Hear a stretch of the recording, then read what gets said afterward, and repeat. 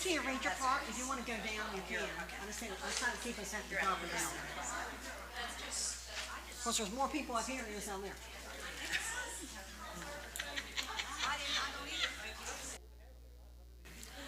Okay, it's okay. We'll get started. After you read your part, if you want to go down and sit, you can, or you can stay up here, whatever you want to do. We'd like to welcome you to our Call to Prayer and Self-Denial program. I have a couple announcements before we get started. Do you have your part, or do I need to give it to you? You got it? Okay. Anyway, I said after you read your part, if you want to go down there, you can. Anyway, on April 17th and 18th is the Spiritual Growth Retreat for the United Women in Faith. And if you've never been, it's a lot of fun. We meet on Friday. We have some workshops during the day, then Friday, but the activities start Friday evening, the services, and then go on Saturday. And Nancy White is our speaker this year, and I think you'll enjoy it. So if you would like to come, I have the applications or registrations here. Of course, if you live where we live, you don't have to spend the night, so that's always a plus to me. And Sandy has an announcement she's going to make.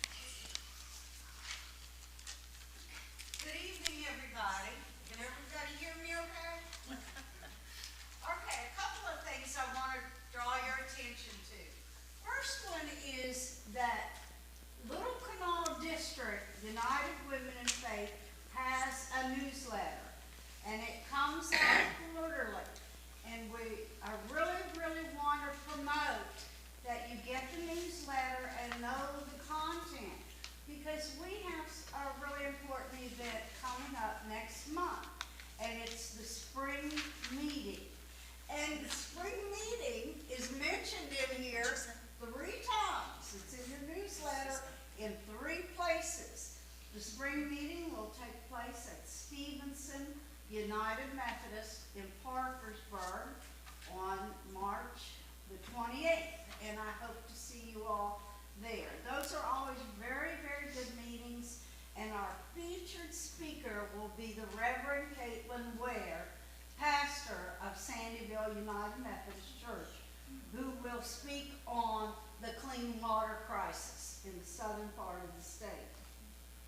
The other thing I want to talk to you about is, hopefully everybody got a year at a glance calendar for the Little Kanawha District of United Women in Faith. I don't know about you, but I have to plan things out months ahead. I have to budget things months in ahead. So this is designed to be handy dandy. Keep it on your computer desk, keep it on your refrigerator, have it handy so that you know what a year in United Women in Faith is going to look like. Because our major events, the spring meeting, the fall meeting, and the annual meeting, and those are really worthwhile get-togethers. I just happen to have hot off the press the program for the spring meeting. And I'll have this if you want to take a look at the program to know what we're offering next month at Stevenson United Methodist. Here it is in this program. Thank you. Sandy, how do we get the newsletter? What? How do we get the newsletter? Pam emails it to every unit president. Did I say that right? So, and how do we get it? Carolyn gets it. Ladies, this is the microphone that works, so when it's your turn, if you'll step over here to speak. Okay, we're going to go ahead and start our program for the Call to Prayer and Self-Denial.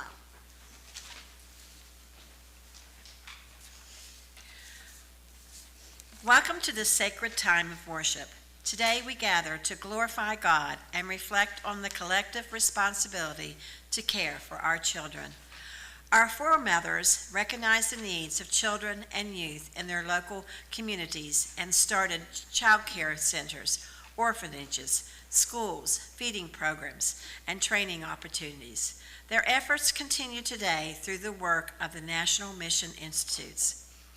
This year's A Call to Prayer and Self-Denial offering will support programs and national advocacy efforts at the National Mission Institutes.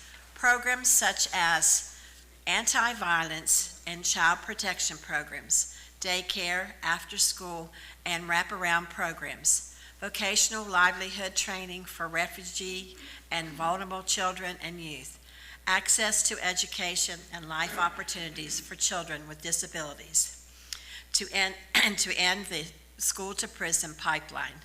Let's open our hearts and minds as we ask for God's guidance in how we are called to create a world where every child is loved, valued, and able to thrive.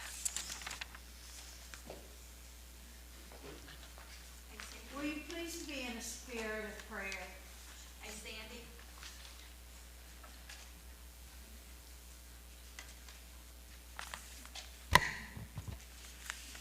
Gracious God, we thank you for the gift of children and for the joy they bring into our lives. We ask for your wisdom and strength today as we reflect on how we can better serve the youngest among us. Help us to be faithful stewards of their well-being, advocating for policies and practices that nurture them into the fullness of who you created them to be. Stir in us a deep compassion and urgency to take action, bolstering the missions that bring them hope. Move us to embrace your call to give of ourselves to nurture all children, especially those pushed to the margins. May your love guide our actions, and may your justice flow through our hearts. Amen.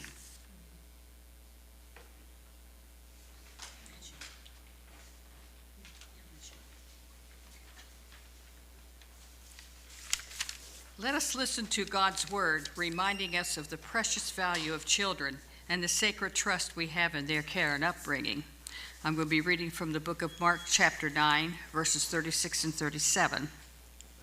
Jesus took a little child, whom he placed among them.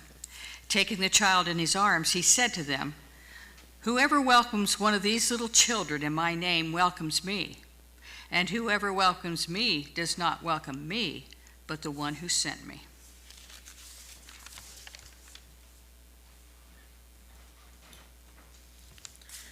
And I will be reading from Matthew chapter 18, verses 3 through 5. Truly I tell you, unless you change and become like children, you will never enter the kingdom of heaven. Whoever becomes humble like this child is the greatest in the kingdom of heaven.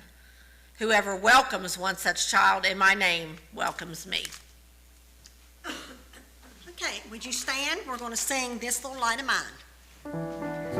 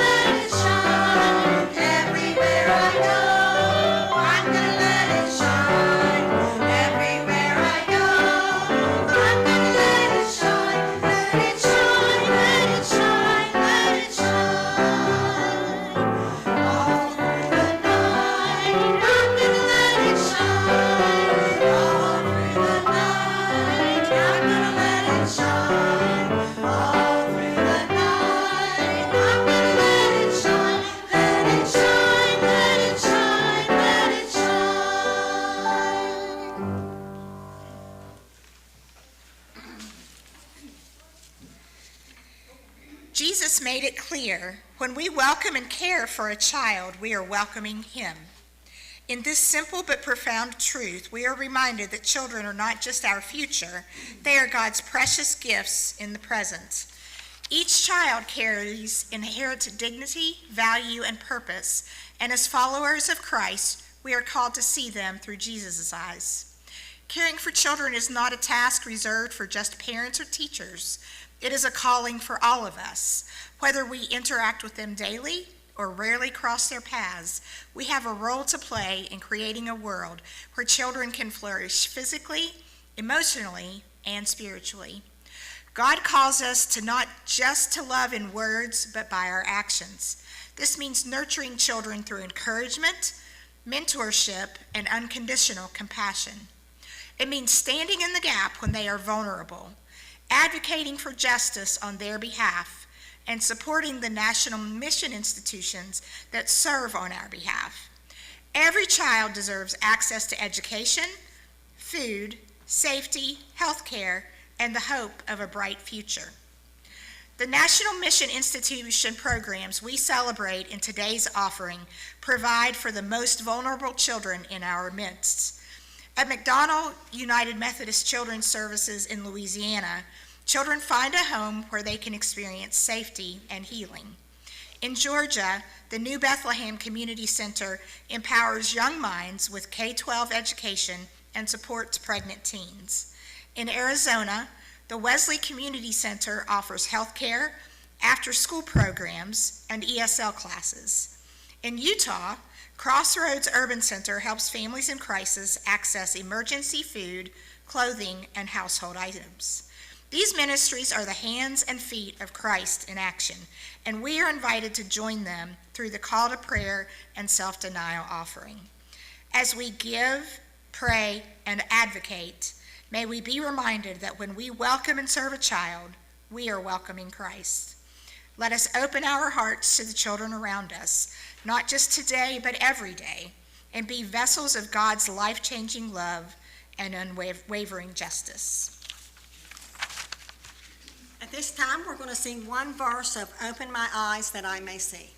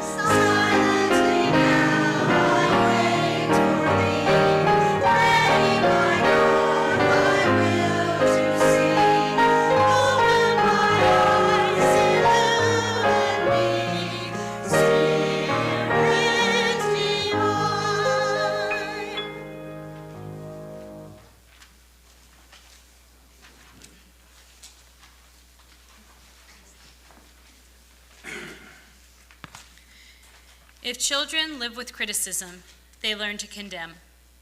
If children live with hostility, they learn to fight.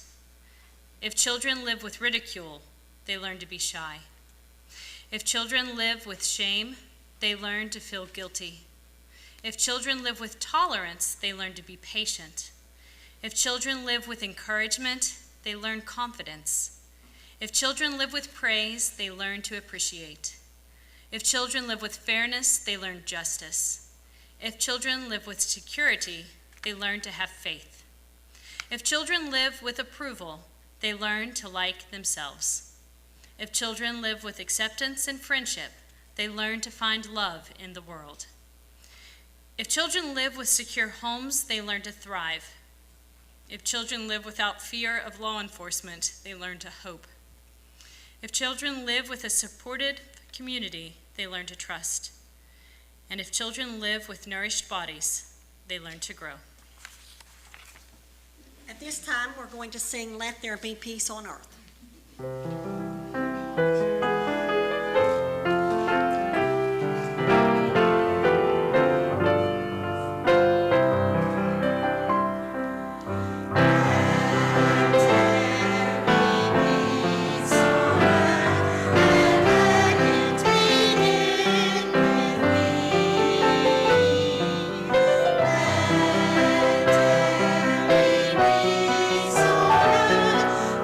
Peace that was meant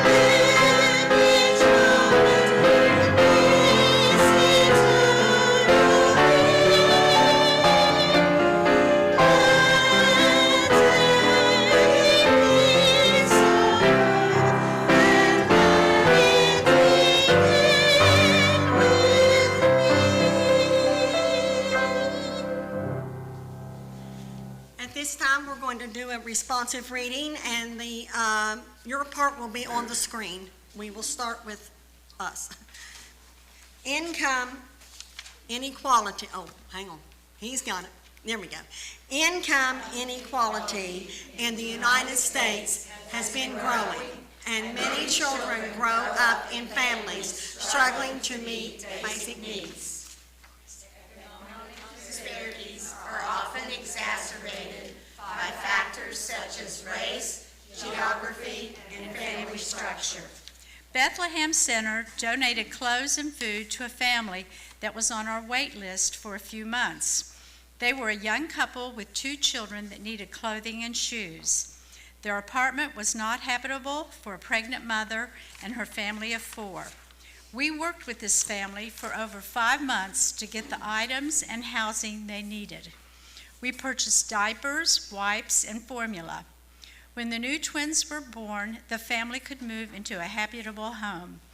The money we received from the United Women in Faith allowed us to purchase these items, and with no registration fees, the children were enrolled in a free early Head Start program. Raising the Federal minimum wage and ensuring families supporting wages for low-income workers can reduce income inequality and alleviate poverty. We give thanks for Bethlehem Center in Winston-Salem, North Carolina, who cared for this family. children In low-income households face increased risk of poor health, limited access to quality education, and food insecurity.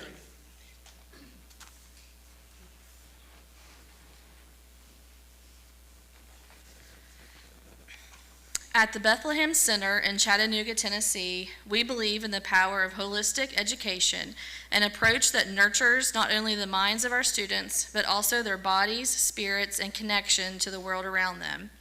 In 2024, the Read to Lead Academy integrated the farm at Bethlehem into the program, creating a unique learning opportunity for our students that combined agriculture, literacy, numeracy, and healthy living.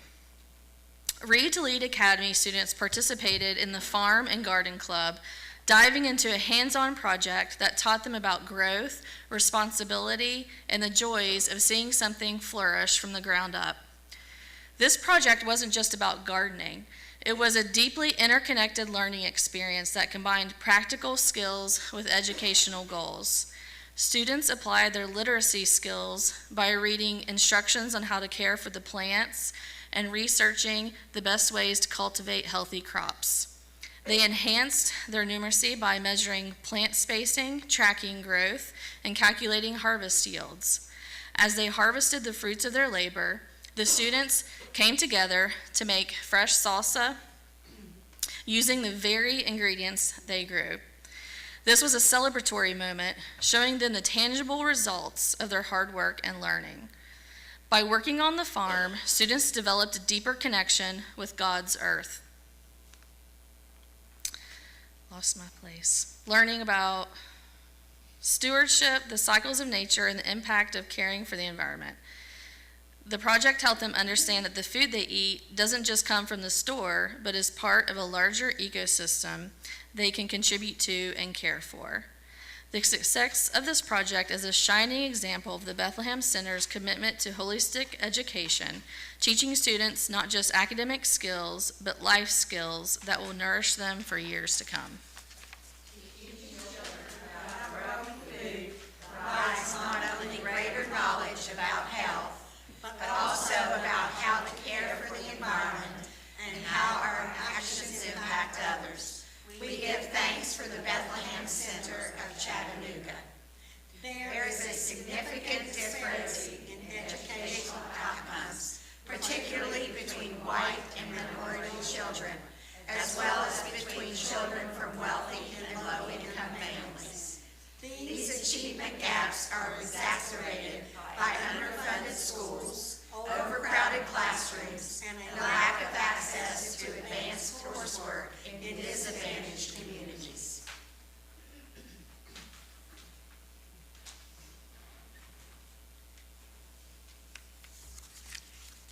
A mother recently contacted us about her son Ben joining our after-school program. Ben is a very energetic 7-year-old, and keeping his attention on his work at school and home has been a struggle for her. He is the middle child of 3 boys, and as a parent of 3, I know the hardship for the mother to make sure all the help at home they need for homework. That is where we can step in to help this family, particularly Ben. When he started our after-school program, he was reluctant to participate in group activities or come forth with the homework he needed help with. His mom showed us some of his papers with average score of 60 to 70, and his test scores at school were the same or even lower.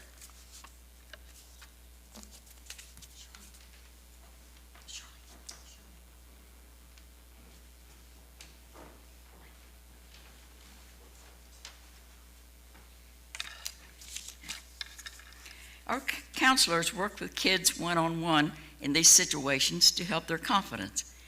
Ben has been with our program for several weeks and has made great progress. He loves to participate in our devotion time and group activities. He doesn't wait for the counselors to ask about homework. He voluntarily gets the work out he needs help with. He loves working with other kids doing STEM activities or engaging in outdoor recreation. Ben was excited to let us know his score on the homework papers are now averaging between 80 and 90. We are hoping to see an improvement in his test taking at school also. We're so proud of Ben and amazed how he improved his academics and how he seems more confident in trying new things. Even though they may seem scary, this is only one example of how our youth programs help the children in our community. Our mission is to strengthen the youth of our community by empowering them spiritually, physically, mentally, and socially. Expanding funding for after-school and summer learning programs can help mitigate the effects of learning loss and provide safe, enriching environments for children outside of school hours and better serve working parents. We give thanks for the work of Henderson Settlement in Franks, Kentucky. The cost of child care is a significant burden on families, particularly low-income and middle-class families.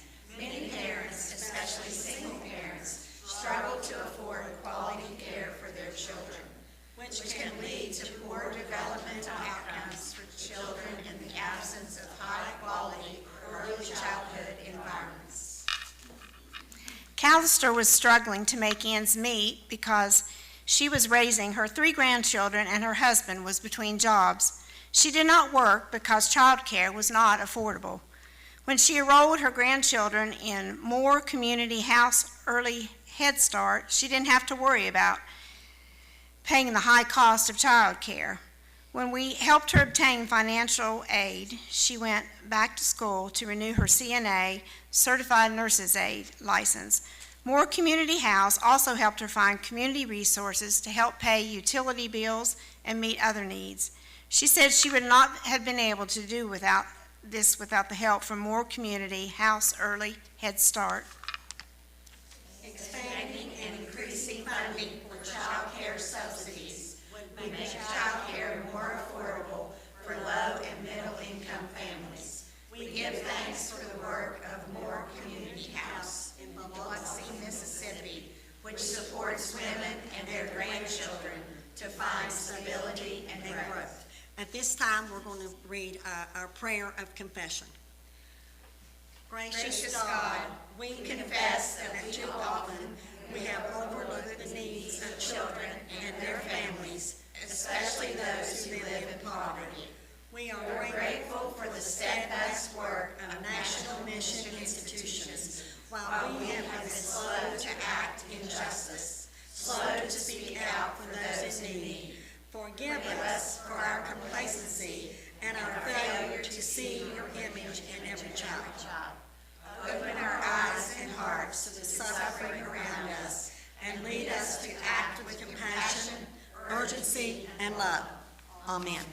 At this time, we are going to send thank you cards to all of the national missions. And so I have 73 cards in here, and they're already, they're thank you cards. They say thank you. On the inside, each one is addressed to a different mission. For example, this is AK Child and Family. And it says, I am a member of United Women in Faith in Ripley, West Virginia. We are so grateful for the ways to which you continue the legacy of our foremothers to address the needs of children and youth. We continue to support you through our prayers and financial gifts. So what I would like for you all to do is simply sign your name. If you are comfortable signing both names, you can sign one or both. And then put it back in the envelope and bring it up and put it in this, in a little bit, we're going to bring up our offering. So bring your cards back up and put the cards in here and your offering in the appropriate basket. So some of you ladies can help me pass these out, and I have pens in case you don't want a pen. So,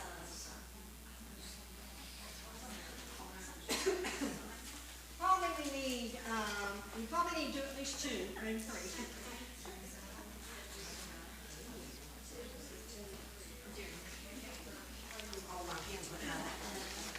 There's some under the. Okay. We'll start with two. We'll have to.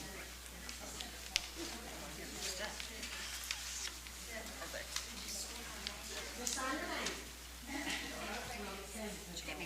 Sure will.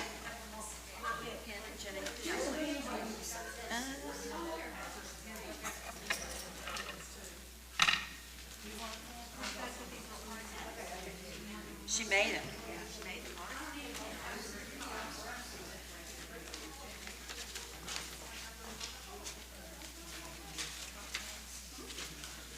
Just sign her name and seal it? Yep. One name per card.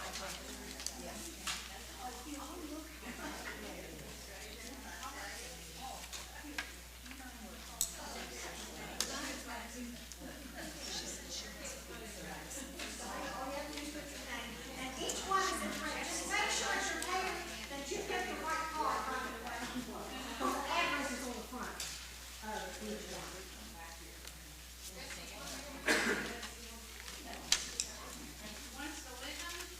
That'd be nice if you can't have it all like us. Anybody else need a pen? You need a pen, don't you? Thank you. Write that well. Here goes stuff. It doesn't write good though.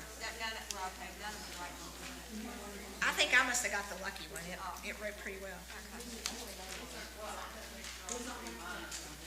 I didn't mean to keep the best one.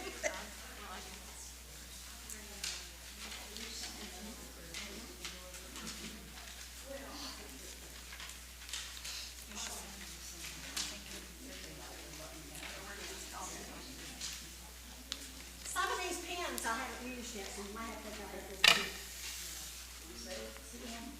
You can if you want to, don't matter.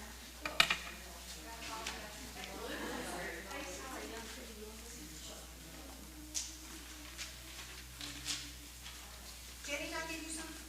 Yep.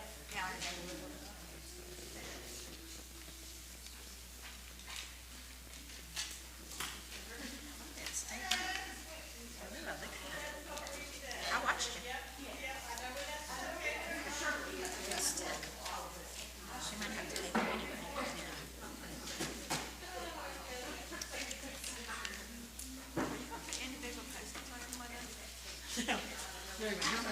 Don't even ask. Okay, we'll take it home now, that'd be fine. You're next then. Why don't you just hand us the bill and then I know who's winning? You think you have enough time? Okay, I will. Since we're doing thank yous, I'd like to thank Keith for his wonderful playing tonight. And for Jeremy for providing the organization and the sound. Thank you. Okay, we will continue our program with Laura.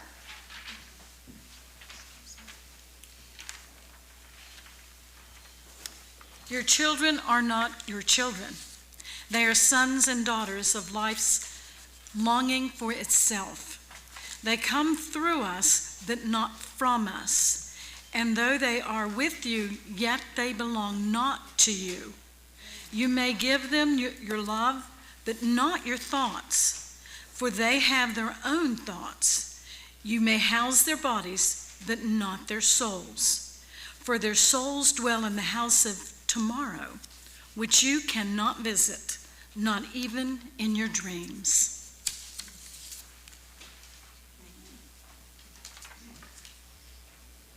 Well, I will have to say, I know why we don't have that middle light on in church. Yes. You cannot see that. That's why we usually don't have it. Yeah, and I complained one Sunday because it wasn't on. They said, we can't see. Okay, so each lady should have an envelope for your respective church. The Epworth ladies should have Epworth, and Calvary ladies should have Calvary, and there'll be baskets up there for you to put your offering into, and each treasurer of each unit should pick up the envelopes. So our gifts today will support the work of national mission institutions that create a more just world for all children and their families. As we give our offering, we also bring our hearts and hands. Let us give generously, not only of our financial resources, but also of our time, skills, and voices, advocating for policies that protect our children, end child poverty, and help our children thrive.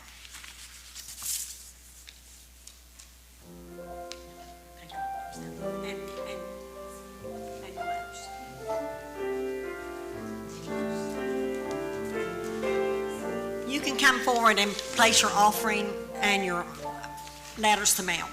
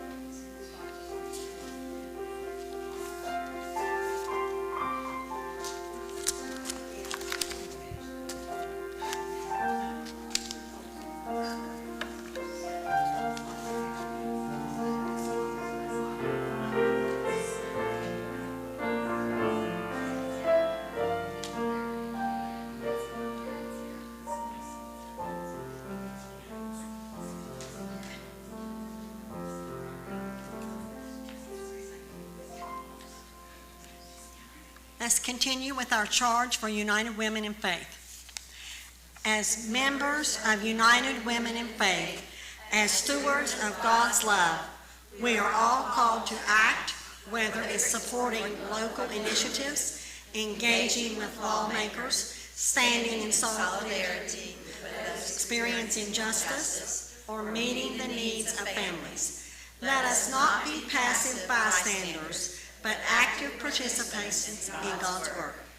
As members of Christ's body, let us go into the world with renewed commitment to see every child as a gift from God and to take action in whatever ways we can to ensure they have the support and they need to grow in body, mind, and spirit.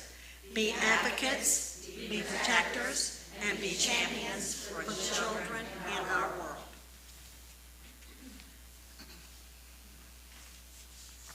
Will you please stand for the benediction?